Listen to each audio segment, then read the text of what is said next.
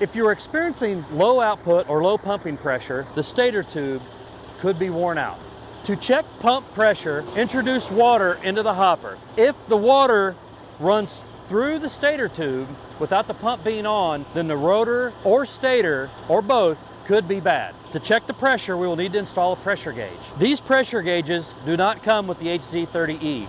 They will have to be purchased separately. To check the stator tube pressure, we will have to deadhead and insert the pressure gauge into the reducer. The pump will have to be placed on level 7 to check stator tube pressure. A new tube is considered to have 250 psi of pumping pressure. A new machine or new rotor stator combination may produce more pressure than 250 psi.